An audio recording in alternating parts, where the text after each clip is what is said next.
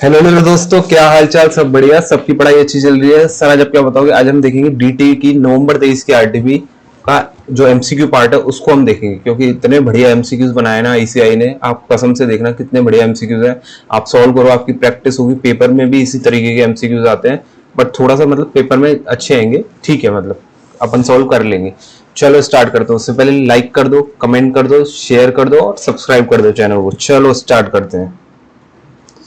Sir ये अपनी है paper 7 direct tax laws and international taxation की नवंबर 23 की आरटीपी। इसका आज हम करेंगे एमसीक्यू पार्ट और कल हम करेंगे बचा कुचा पार्ट। ठीक है सर, ठीक है, समझ गए, हम समझ गए। केस सिनेरियो वन किससे आया? सर्च एंड सीजर से। किससे आया है? सर्च एंड सीजर से। मैंने लिख रखा है सब पहले से, आपके लिए नोटिंग इजी हो जाएगा जिससे आपको। सर्च किस में आता है सर? सेक्शन 132 में।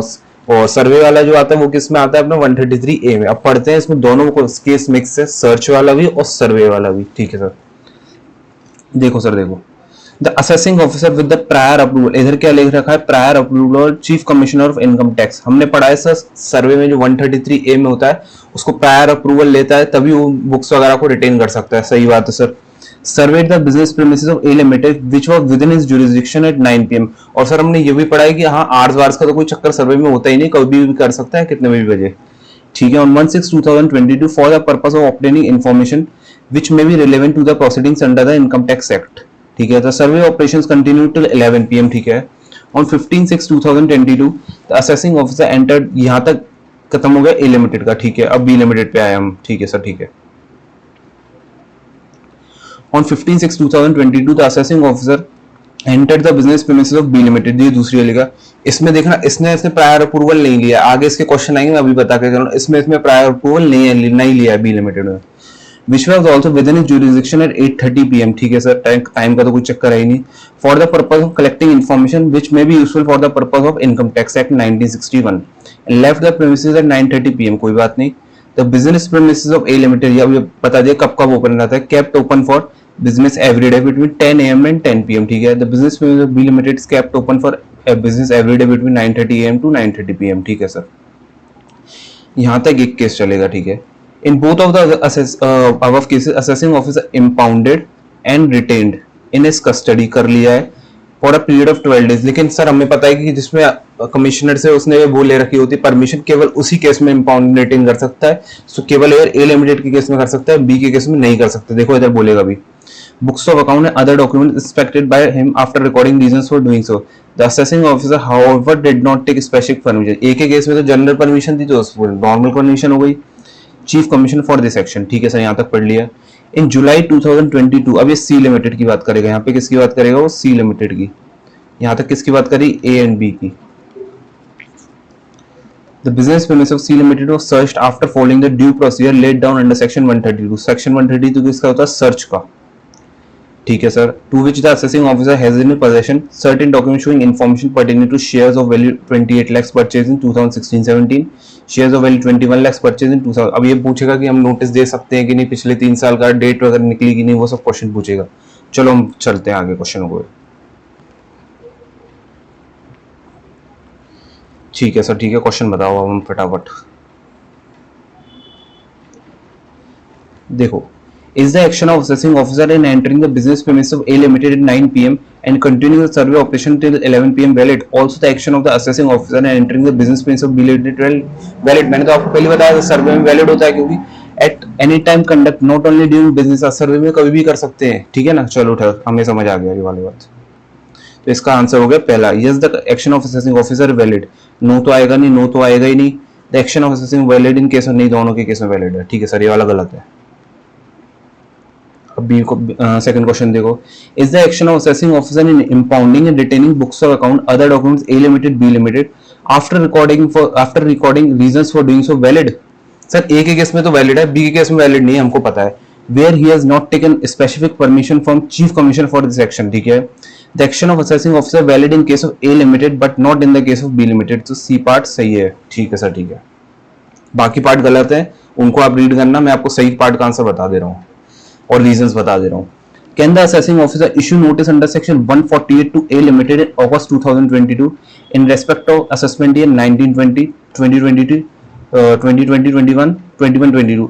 Consequent to survey 133A conducted in business premises. देखो 148 का नोटिस जाता है 148A का प्रोसीजर फॉलो करके। 148 के ए के प्रोसीजर में क्या लिखा है कि 4 एक्सेप्शनल केसेस है जिसमें तुम्हारे को प्रोसीजर फॉलो नहीं करना होता, और जो एक केस अलग है उसमें प्रोसीजर तुम्हारे को फॉलो करना होता है।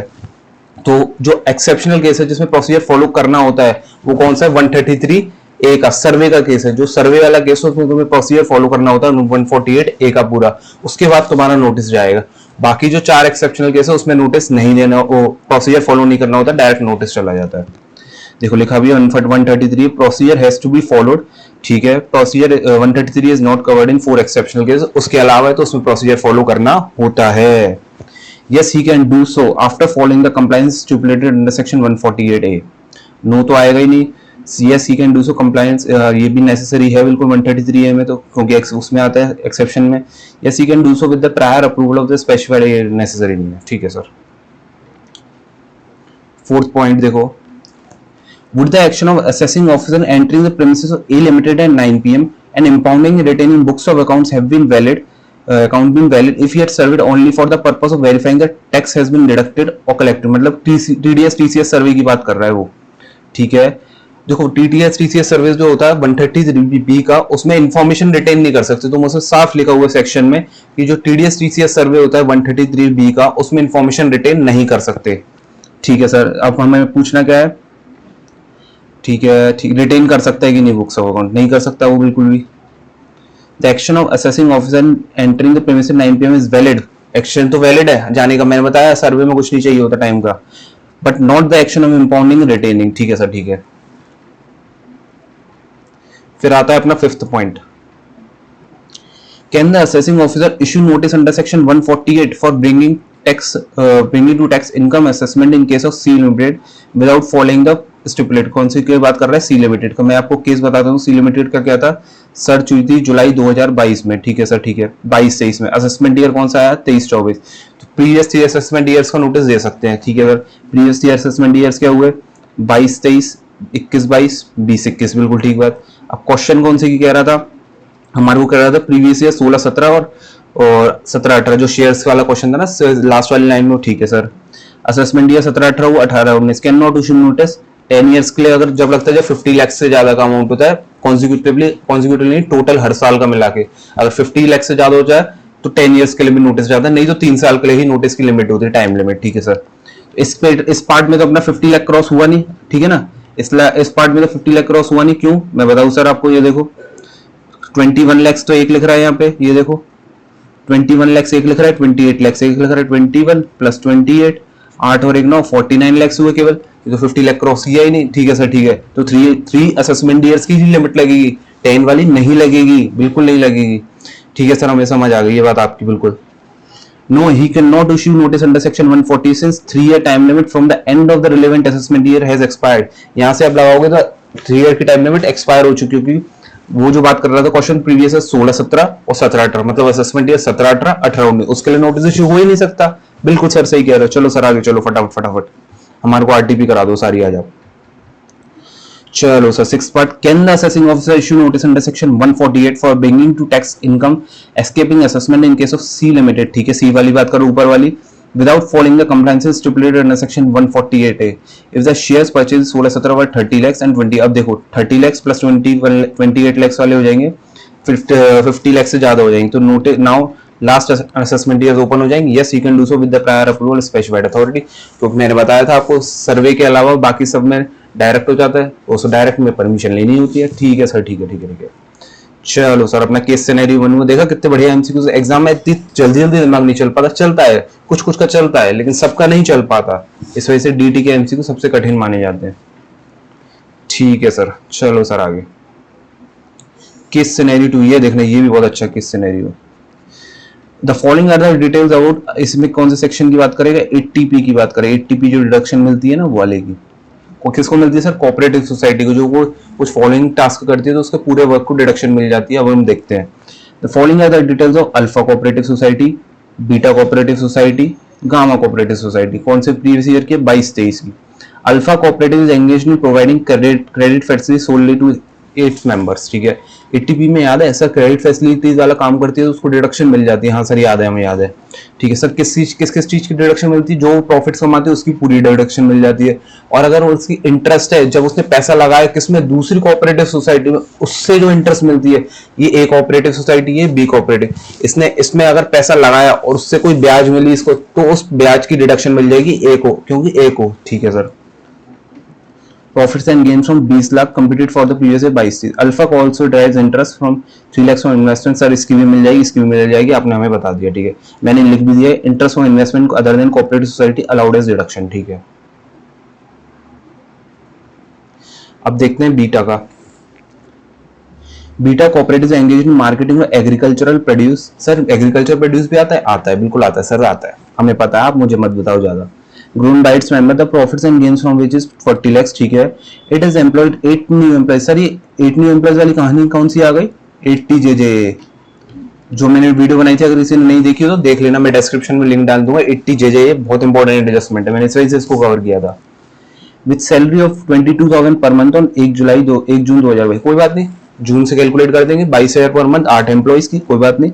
Salary is paid by ECS. Oh wow, ECS से कर दिया, बढ़िया। नहीं तो कैश में होता तो हम अलाउ नहीं करते, 80JJ की डिडक्शन नहीं मिलती। और याद रखना 80JJ में एक पॉइंट और था, अगर फर्स्ट ईयर ऑफ ऑपरेशन में तो कैश में भी पे कर सकते हैं सर, याद है, याद है, याद है। It gets its books of account audited under section 44A भी, ठीक है। It also earns interest of 12 lakhs on fixed deposit। Sir fix deposit की मिलती है क्या? नहीं नहीं नहीं नहीं नहीं, अभी मैंने बताया ना कौन सी वाली मिलती है, याद है ना, दूसरे में जब इन्वेस्ट करते हैं। सर 12 लाख की एटीपी नहीं मिलेगी, ठीक है सर। ये हो गया अपना बीटा का, ठीक है सर। गामा की बात करो। Gamma is engage in the banking business in Bangalore. Sir banking ATP में कवर नहीं होता, ये तो आपको भी पता है, ठीक है sir. The profit and gains from business is 110 lakhs। It also gets its books of account audited under section 44AB, ठीक है। It is a primary agricultural society, primary cooperative agriculture and rural development bank. कोई बात नहीं sir, question दिखाओ आप। On the basis of facts given above, choose the most appropriate answer, question number 7 से 11 तक, ठीक है। Would alpha company cooperative society, gamma cooperative society, ठीक है, पहली वाली, और जो तीसरी वाली is entitled to deduction under section 80P for assessment if do not opt for section 115 ABD। देखो गामा को तो वैसे ही नहीं मिलेगी टीपी की, क्योंकि वो बैंकिंग बिजनेस में, ए को मिल जाएगी, ठीक है sir. Alpha is entitled to deduction under section 80P both in respect of, इसका मैंने ये बताया, इसका भी बताया। गामा को नहीं मिलेगी क्योंकि वो बैंकिंग बिजनेस में। बाकी पार्ट्स आप पढ़ लेना, बाकी पार्ट्स गलत हैं, ठीक है sir. Would the provision alternate minimum tax be attracted in the case of alpha limited, beta limited, gamma limited, ठीक है sir. The AMT provision would be applicable in case of beta cooperative, ठीक है। AMT कब कब मिलता है? जब 35 AD की इन्वेस्टमेंट हो, 10 AA की हो, चैप्टर सी की हो, FSET 80P, ठीक है सर। 80 बीटा ने क्या ली थी? केवल 80JJ, तो बीटा के केस में लगेगा, ठीक है सर। ये वाला हमारे को समझ आ गया, AMT वाला है, क्योंकि ये बीटा ने 80JJ ली थी, इस वजह से उसको मिलेगा, AMT का एप्लीकेबिलिटी आ जाएगी उस पर। ये देखना, ये दोनों क्वेश्चन बहुत अच्छे हैं। What would be the tax liability of Beta Cooperative Society for assessment year 23-24 if it opts for section 115 BAD? 115 BAD क्या है? कंसेशनल टैक्स रेट, ठीक है। उसमें क्या रेट होता है? 22% plus 10% surcharge plus 4% education cess, तो वो बन जाता है tax rate 25.168। It may be assumed that the gross total income is same under the normal provisions of the act, ठीक है सर, ठीक है। देखो 115 BAD में क्या मिल जाता है? अंडर 80JJ मिलता है, याद रखना। सारी डिडक्शन नहीं मिलती, 3 डिडक्शन लगती है, 80JJ की मिल जाती है, ठीक है सर। 80JJ अलाउड, तो पहले 80JJ को अलग से कैलकुलेट कर लो। 22,000 इंटू 8 इंटू 10 महीने, 17,60,000। 80JJ में कितनी मिलती है? 30% डिडक्शन, ठीक है सर। 5,28,000, ये हमारे को समझ आ गया। अब हमारे को कौन से में निकालनी है? Under the normal provisions of the act, ठीक है। इट में भी अज्यूम ग्रॉस टोटल सेम, ठीक है। हमारे को निकालनी है इसमें 115 BAD में, सॉरी PGBP निकाली हमने, ठीक है सर। 115 BAD में निकाल रहे अभी हम, PGBP निकाल ली, IUS निकाल ली, ग्रॉस टोटल इनकम आ गई। डिडक्शन कौन सी मिलेगी? 80JJ की केवल, 80P तो मिलेगी नहीं क्योंकि वो अलाउड ही नहीं है 115 BAD में। 46,72 कंसेशनल टैक्स रेट, ये आ गया 11,75,850। डी इज द आंसर, ठीक है सर। ये वाला बताओ फटाफट आप। What would be the tax liability of Beta Cooperative, मतलब सेकंड वाली की, if it does not opt section 115 BAD? अगर 115 BAD नहीं लेता तो क्या होगा? नॉर्मल वाला और AMT दोनों चलेंगे। अब नॉर्मल वाला कैलकुलेट करेंगे, AMT वाला कैलकुलेट करेंगे, whichever is higher को टैक्सेबल कर देंगे, ठीक है सर। समझ आ गया, समझ आ गया। सो नॉर्मल वाला करो फटाफट। नॉर्मल वाला कितना हो? 52 lakhs। देखो 52 lakhs ऐसे हुआ, ये अभी तो देगा 40 लाख प्लस 12 लाख, 80 की भी डिडक्शन मिल जाएगी, 80 जेजे की भी मिल जाएगी, एनटीआई क्योंकि नॉर्मल वाले सारे डिडक्शन मिल जाती है, ठीक है। 40 लाख की इसकी मिल गई, 5 लाख 28,000 की इसकी मिल गई, और इंटरेस्ट वाली नहीं मिलेगी, क्यों? क्योंकि दूसरी कोऑपरेटिव सोसाइटी वाली नहीं है, तो केवल प्रॉफिट्स वाली मिलेगी। 6,72,000 आ गया, तो इसमें कैलकुलेट कर, अप टू 10,000 कितना होता है? 10% टैक्स रेट होता है। 10,000 से 20,000 20% टैक्स रेट होता है, 20,000 से ज़्यादा 30%। तो ये टोटल टैक्स आ जाएगा आपका 1,98,600। इस पर एजुकेशन सेस लागू 2,06,540। आंसर तो आपका यही आ चुका, बट लेकिन आगे आपको एएमटी भी कैलकुलेट करना पड़ेगा, विच एवर इज हायर, वो होता है एएमटी में। नाउ एएमटी चेक, 6,72,000 तो अपना नॉर्मल वाला आ गया था, डिडक्शन मिलती नहीं है एएमटी में, इस वजह से डिडक्शन ऐड कर दो 5,28,000 की। कौन सी वाली 5,28,000 है? 80 जेजेए की, क्योंकि 80 मिल जाती है। 12 लाख आ गया। और एएमटी में याद रखना हमेशा कोऑपरेटिव सोसाइटी के लिए टैक्स रेट क्या है? 15%। 18.5 नहीं है सर, 18.5 नहीं है, ध्यान में दिमाग में जान दो। कोऑपरेटिव सोसाइटी के लिए जो एएमटी में टैक्स रेट है वो 15% है सर, 15% लगा दिया, 4% ये लगाया, 187,200 विच एवर इज हायर है 2,06,540। ठीक है सर, ठीक है, ये अपना आ गया 2,06,540, ठीक है सर। अब बताओ 11th वाला question sir, would it be beneficial for alpha cooperative society, beta cooperative and gamma cooperative to opt for section 115 BAD? देखो अभी देखते हैं। It may be assumed the gross total income is same under normal provisions and 115 BD. Alpha के लिए क्या हुआ? Under normal all income will go to zero due to application of 80p, क्योंकि हमने देखा जब नॉर्मल वाले में हम 80p लगाएंगे तो उसमें 40 लाख की भी उससे डिडक्शन मिल जाएगी, और जो 3 लाख का उसकी इंटरेस्ट है वो भी खत्म हो जाएगी, तो नॉर्मल में तो इनकम जीरो हो जाएगी। तो एक नॉर्मल वाला फायदेमंद है अल्फा के लिए, तो ठीक है सर। बीटा के लिए हमने देखा कि कौन सा वाला लेस है, देखो ये रहा 115 बीएडी में उसकी कितनी आ रही थी टैक्स लायबिलिटी? 11,75,000, और इसमें कितनी आ रही थी उसके लिए? 2,06,000। बिल्कुल ठीक बात सर, तो इस बीटा के लिए भी नॉर्मल वाला लेस है। गामा के लिए under normal more tax will be income as more tax will be there, क्योंकि 80p उसको मिल नहीं रहा था, तो 80p की रिडक्शन मिलेगी नहीं, तो ज्यादा टैक्स लगेगा। इससे बढ़िया इसको 115 बीएडी लेना चाहिए, क्योंकि अगर गामा की नॉर्मल लेते तो 30% की टैक्स आ जाती, कितनी? 30% की कंपनी इसके लिए, और अगर नॉर्मल वाली होती तो 25.168 आ जाता 115 बीएडी में। ठीक है सर, ठीक है, तो इसके लिए आंसर हो जाएगा it would be beneficial for gamma. मैंने बता दिया क्यों, क्योंकि अगर नॉर्मल में जाएगी तो उसको 30% टैक्स देना पड़ेगा, अगर एक्सेप्शनल में आई 115 बीएडी में तो 25.168 ही देना पड़ेगा। ठीक है सर, क्योंकि वो उस 80p में कवर नहीं होती, उसको डिडक्शन नहीं मिलेगी। But not for alpha and beta cooperative society. कोई भी किसी को भी कोई भी दिक्कत आए कमेंट सेक्शन में लिखना, मेरे को टेलीग्राम करना, मैं व्हाट्सअप नंबर भी बताऊंगा वीडियो में, आप लिख लेना, मेरे को मैसेज कर देना किसी भी पॉइंट में कोई भी दिक्कत है। ठीक है सर, 12th क्वेश्चन कराओ आप। सर एमसीक्यू कितने आप जरा बताना मेरे को। सर 16 एमसीक्यू मेरे हिसाब से शायद। एबीसी लिमिटेड हेड अ डीलर कॉन्फ्रेंस, सर ये किस पे आई है? 194R पे एडजस्टमेंट आई, जो कि फाइनेंस एक्ट 2022 की अमेंडमेंट है। ठीक है sir. At a dealer conference on 22nd August, 23rd August 2022, Cochin, to educate the dealers about the new product being launched by it and how the product is better than similar products of other companies available in the market. The spouse was allowed to accompany the dealer and they could stay in the hotel from 20th August 2022, being a Saturday. Leisure trip was organized for dealers and their spouse on 20th and 21st August, being the weekend. The expenses on airfare, hotel stay and leisure trip, all dealers and their spouse were met. ठीक है sir. Conference कौन कौन से दिन थी पहले ये बताओ? 22-23 और 20-21। हमें पता है सर 194R में अलाउड है कॉन्फ्रेंस वगैरह के खर्चे, लेकिन जो अपने लेजर ट्रिप है वो बिल्कुल अलाउड नहीं होता। स्पाउस का खर्चा अलाउड नहीं होता, कोई भी फैमिली मेंबर हो। ठीक है सर। ओवर स्टे का खर्चा अलाउड होता है, रहने करने का। जो कॉन्फ्रेंस की डेट है, जैसे कि 22 तारीख की कॉन्फ्रेंस की डेट है, उससे एक दिन पहले 21 का अलाउड है केवल डीलर का, ओनली डीलर्स, केवल डीलर। जो स्पाउस जा रही है, स्पाउस का अलाउड नहीं होगा तो उसको हम हटा देंगे उसमें से 194R की रेगुलेशन में से। ठीक है ना सर, इस वजह से। चलो सर अब क्वेश्चन कराओ, इतना ज्ञान बहुत है इस सेक्शन के लिए। 194R देखो, 194R क्या? Finance act 2020, tax on benefit of perquisite provided. जब 20,000 से ज्यादा का अमाउंट हो जाता है, टीडीएस करता है, कितना करता है? 10%। ठीक है, ये कौन से आई थी? सर्कुलर से आई थी ये वाली amendment, circular by CBDT dealer conference. Expense of dealer के लिए जो करता है उसका खर्चा मिल जाता है। Conference not considered as benefit perquisite. ठीक है। However, following conditions as benefit perquisite given क्या?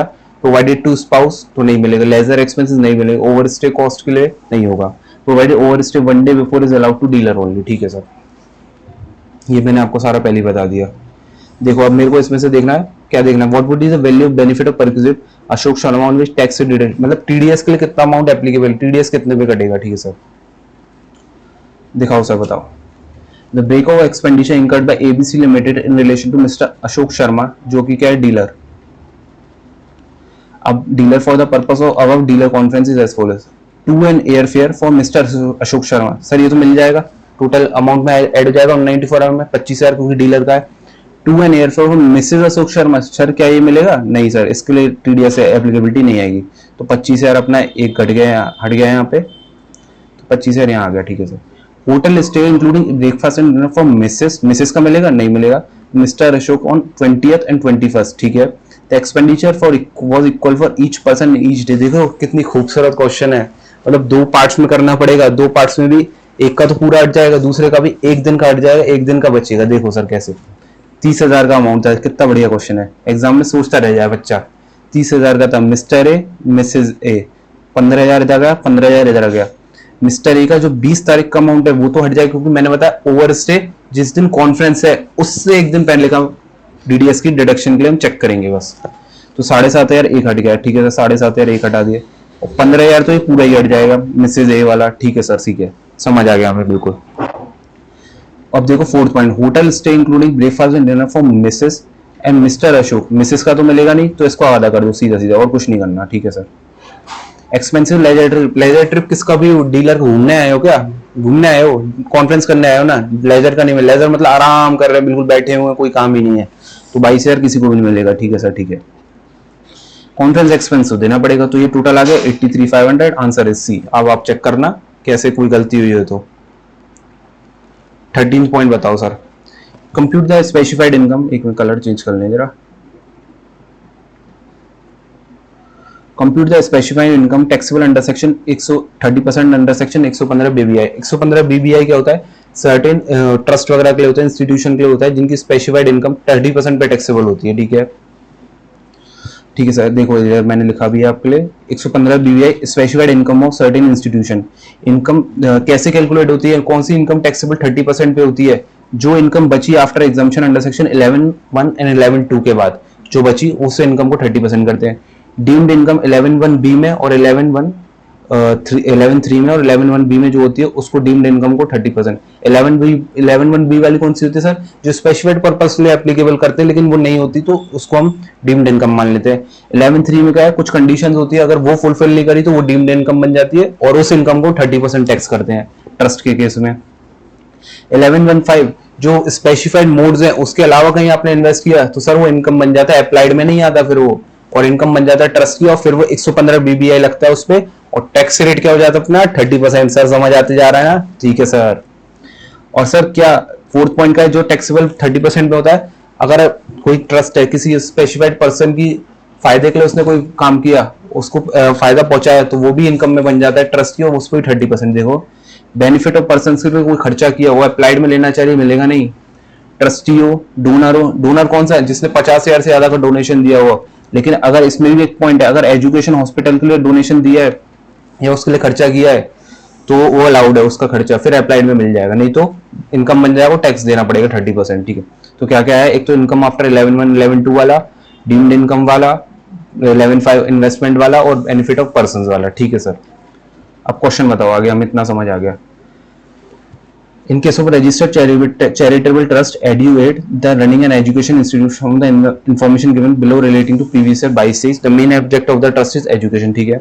Corpus donation receive by the trust 12,20,000, ठीक है। मोड्स ऑफ इन्वेस्टमेंट के क्या है, 11(5). सर 11(5) में पोस्ट ऑफिस वगैरह में कर सकते हैं। देखो सर यहाँ पे देखो,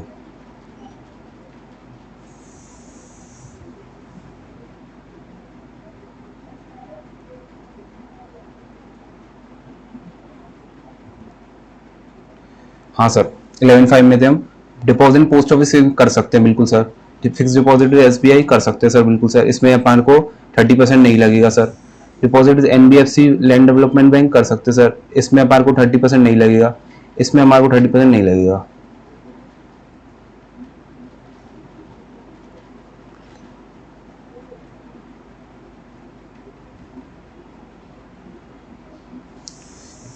केवल ये एनबीएफसी वाला है, इसमें हमारे को लगेगा, बाकी सब में नहीं लगेगा, ठीक है सर।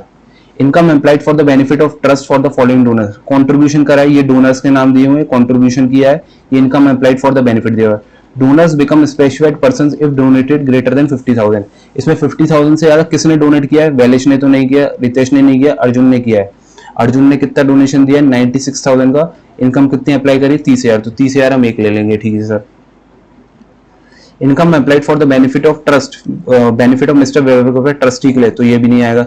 एक तो 4,10,000 आ गया अपना, 30,000 एक आ गया, 25,200 एक आ गया, ठीक है sir. Income applied for the income applied by the trust for the benefit mister Shyamala, mister Manoharlal, mister Shridhar Agarwal being the employees of the trust by way of interest free loan to them for pursuing higher education. देखो, employees और not specified purpose normal expense it is allowed, मतलब 115 BBI में क्या होता है, जो specified person आता है उसका ही आता है, बाकी सबका नहीं आता, तो मतलब वो जो जनरल है अलाउड हो जाएगा, ठीक है सर। तो ये वाला कवर नहीं होगा, ठीक है sir.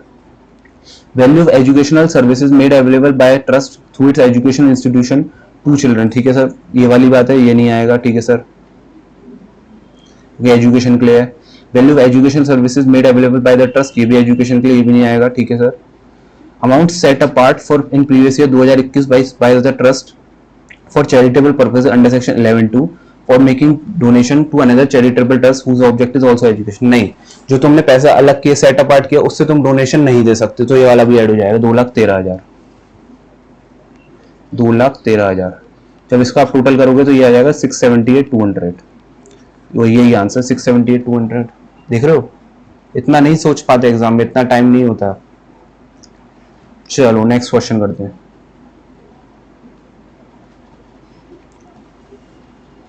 ABC Limited failed to deduct TDS as source on payment to contractor during previous year 22 days, ठीक है, even though the payment exceeded the threshold limits under section 194C, ठीक है।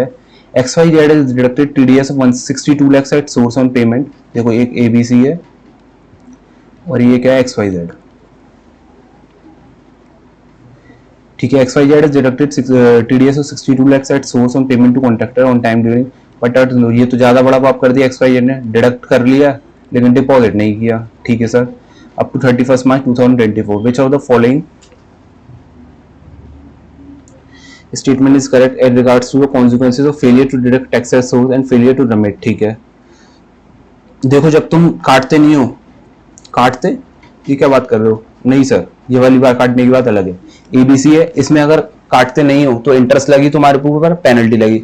अगर तुमने काट दिया बेचारे का लेकिन जमा नहीं कराया तो बड़ा क्राइम है। डिडक्टेड बट नॉट डिपॉजिटेड, तुम्हारा दिमाग इधर ही है ना पढ़ाई में, आ जाओ चलो। काट दिया लेकिन जमा नहीं कराया तो बड़ा क्राइम है। डिडक्टेड बट नॉट डिपॉजिट, तो प्रोसिक्यूशन भी लगता है, इंटरेस्ट भी निकलती है। याद रखना, पेनल्टी और प्रोसिक्यूशन दोनों साथ साथ नहीं चलते, कि या तो इंटरेस्ट लगेगी पेनल्टी लगेगी, या फिर पेनल्टी लगेगी और इंटरेस्ट लगेगी और प्रोसिक्यूशन लगेगी। पेनल्टी और प्रोसिक्यूशन दोनों साथ साथ नहीं चलते, ठीक है सर, ठीक है। और प्रोसिक्यूशन कौन से सेक्शन में आता है? 276B में sir.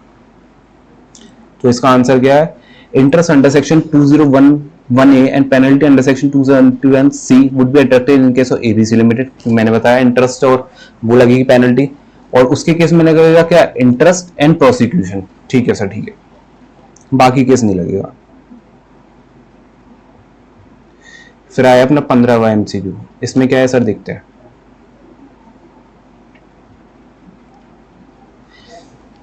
Mr. X, a resident Indian, is in receipt of income from Ganga Reed, Yamuna Reed, Indus Reed in the previous year 22 days. Which of the particulars of which are as follows, ठीक है। देखो, पहली बात तो रीट के case में होता क्या है, ये रीट होती है, ये इन्वेस्ट करती है किसमें? एसपीवी में। रीट होती है, इन्वेस्ट करती है किसमें? एसपीवी में। एसपीवी से जो भी डिविडेंड मिलती है रीट को क्या होती है? एग्जम्प्ट होती है, उस पर कोई टीडीएस नहीं कटता। और रीट जब यूनिट यहाँ से इसको पैसा मिला, ये एग्जम्प्ट होता है, इस पर कोई टीडीएस नहीं आएगा। और जब रीट किसको देती है? यूनिट होल्डर्स को। यूनिट होल्डर्स को जब पैसा देती है, डिविडेंड देती है, उस पर टीडीएस आता है। और रीट एक तरह से क्या एक्ट करती है? पास थ्रू एंटिटी, क्या पास थ्रू स्टेटस मिल जाता है उसे, कि एसपीवी से आया रीट को, रीट ने दिया किसको? यूनिट होल्डर्स को, तो ये क्या होगा? पास थ्रू स्टेटस मिल जाता है। क्या? Pass through status. देखो, अगर टीडीएस कब करता है? रीट के द्वारा यूनिट होल्डर को। ये एसपीवी ने रीट को दिया, खत्म केस। रीट ने दिया यूनिट होल्डर को, इस पे टीडीएस आएगा। कब आएगा वो बताता हूं मैं। Taxable only if SPV is opted for 115 BAA, sorry, taxable only SPV has opted for 115 BAA। बार बार ना बोलने में BBA आसान लगता है ना, तो इसे BBA निकल जाता है, नहीं BA है। BAA में जब उसने SPV ने टैक्स रेट चूज किया तब वो TDS आएगा, ठीक है। और इस SPV has not opted for 115 BAA the TDS will not be deducted, ये हमने पढ़ा है सेक्शन में। अगर BAA चूज किया है, BAA चूज किया है तो TDS डिडक्ट होगा, नहीं तो नहीं होगा, ठीक है। और सर फिर अगर TDS डिडक्ट नहीं होगा तो डिविडेंड का क्या होगा, फिर लग जाती है डिविडेंड स्ट्रिपिंग। क्या dividend stripping? If unit of which dividend is exempt, ठीक है, unit of which dividend is exempt, अगर TDS वाली एप्लीकेबिलिटी नहीं आई, परचेज 3 मंथ बिफोर रिकॉर्डेड, ये रिकॉर्डेड है, इससे 3 मंथ पहले परचेज, ठीक है sir, recorded and sold after 9 months after the recorded, 9 months after the recorded, ठीक है sir, 9 months sold, loss on transfer ignored up to amount of dividend, मतलब sir ये रिकॉर्ड डेट थी, इससे 3 महीने पहले आपने परचेज किया है और रिकॉर्ड डेट से 9 महीने के अंदर अंदर अगर आपने बेच दिया, जो ट्रांसफर होगा बेचने पे लॉस, जो लॉस होगा ट्रांसफर पे, जितना डिविडेंड है उतने ही हद तक अलाउड होगा, केवल सीधी सी बात। डिविडेंड स्ट्रिपिंग 94(7) क्या कहता है, अगर ये आपकी रिकॉर्ड डेट है, उससे 3 महीने पहले आपने परचेज किया और रिकॉर्ड डेट से 9 मंथ्स के अंदर आपने सोल्ड कर दिया, तो जितना आपका लॉस आएगा ट्रांसफर पे, जितना डिविडेंड होगा उतना ही अलाउड होगा, ठीक है सर, समझ आ गया। आप देखते हैं क्वेश्चन क्या कहता है। पर्टिकुलर्स, ये गंगा रीट थी, यमुना रीट थी, इंडस रीट थी। SPV दिया हुआ है for special purpose vehicle, A limited, B limited, C limited. A limited ने अगर 115 BAA लिया है तो हमने देखा था, देखो अगर 115 BAA लिया है तो TDS कट जाएगा, ठीक है। डेट ऑफ परचेज दिया हुआ है, डिविडेंड कंपोनेंट दिया हुआ है, डिविडेंड टैक्सेबल अंडर है, ठीक है, यूनिट होल्डर्स के लिए। यमुना रीट नहीं लिया है तो डिविडेंड एग्जाम्प्ट है 94(7) में, देखना पड़ेगा 3 मंथ्स के लिए, क्योंकि और अपनी ये क्या थी, रिकॉर्ड डेट थी 15 जून, 1 जनवरी लिया है तो 3 महीने से पहले लिया है तो 94(7) लगेगा नहीं, ठीक है sir. C limited date of purchase जो 1/4 और 1 जून रिकॉर्ड डेट थी, 3 मंथ के अंदर अंदर है, वो लग जाएगा 94(7), डिविडेंड एग्जाम्प्ट हो जाएगी क्योंकि 115 BAA नहीं लिया है, ठीक है सर। तो इसका आंसर हो जाएगा अपना D। Ganga REIT is required to deduct tax at source at 10%, where Yamuna REIT and Indus REIT are not deduct. क्यों गंगा रीट वाला क्यों आएगा, ये वाला लास्ट वाला, ये वाला आएगा क्योंकि इसने 115 BAA लिया है, उन दोनों पे तो एप्लीकेबिलिटी आ ही नहीं रही थी, ठीक है सर, ठीक है। Dividend stripping provision 97 would be attracted in case of sale units of Indus REIT at a loss in January by Mr. X, but not in the case of sale of units of Ganga REIT and Yamuna REIT। ये देखो मैंने बताया था, इस पे तो लगेगा नहीं 94(7), इस पे लग जाएगा 94(7), इस सोल्ड विद इन 9 मंथ्स, ठीक है सर। यहाँ तक अपनी पूरी नवंबर 23 की DT के MCQ वाला पार्ट हुआ है। MCQ पार्ट बिल्कुल ध्यान से करना बच्चों, बहुत इंपॉर्टेंट है MCQ। DT में मैंने सुना है बच्चे कहते हैं कि सर MCQ जितना पास नहीं कराते उससे फेल कराने में मदद करते हैं। पहले ज्यादा बढ़िया लगता था उन्हें, डेस्क्रिप्टिव में कुछ तो मिलता ही था, MCQ में गलत तो गलत, ठीक है सर। MCQ की प्रैक्टिस अच्छे से करो। मैं भी केस सिनेरियोज रोज डाल रहा हूँ अपने टेलीग्राम चैनल पे, सब्सक्राइब करो ट्रेनिंग अप चैनल को यूट्यूब पे, ठीक है ना। तो कोई दिक्कत है मुझे मैसेज करो, व्हाट्सएप नंबर लिखो मेरा, DT के लिए कोई भी दिक्कत आए 8433229810 मेरे को व्हाट्सएप कर दो। मैं टेलीग्राम की भी लिंक डाल दूंगा डिस्क्रिप्शन में, पिछली वीडियो 80 JJA की भी डाल दूंगा। पढ़ते रहो दोस्तों, अभी बस 40 दिन बचे, करते रहो, सब हो जाएगा।